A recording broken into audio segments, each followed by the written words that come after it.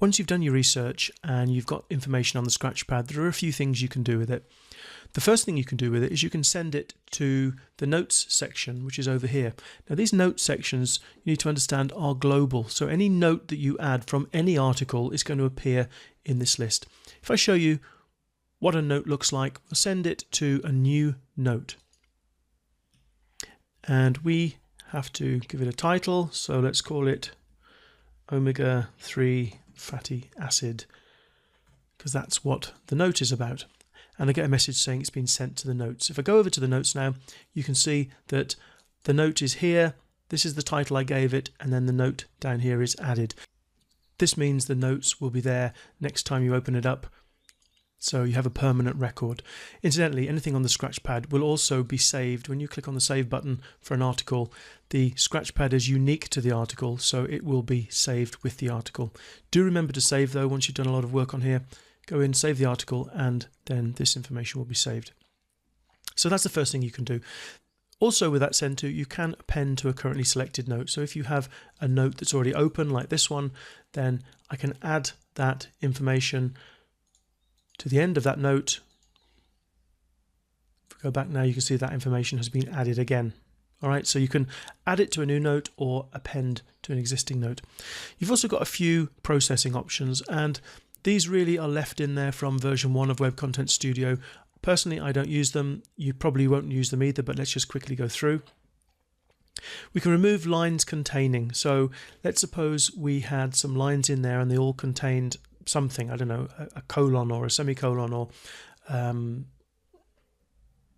something that is irrelevant, and you want to just quickly take out all of those lines. For example, I could say remove lines containing, and then I can say, right, I want to take out this line here, this with URL, because I don't want any URL lines in there. I can type HTTP, and then if I click on OK, that line is removed. If there was a lot of HTTP lines, they would all be removed.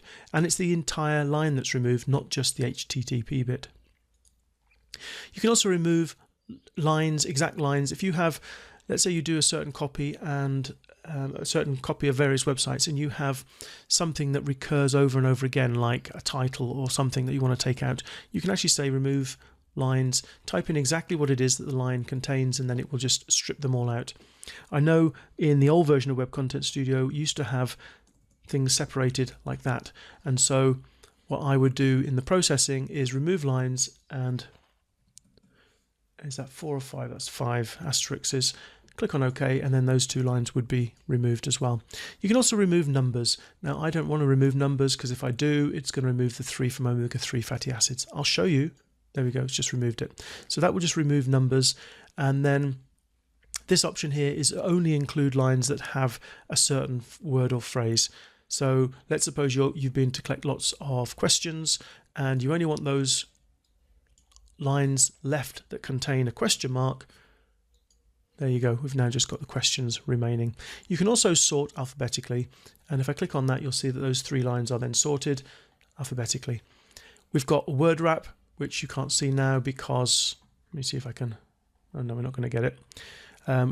We can't see now because the Scratchpad is wider than the longest text. Let me just copy that and we'll put in, okay, so we've got word wrap. And you can also change the font size of the Scratchpad to make it bigger if you're having trouble viewing that. And finally, you can click on the clear Scratchpad.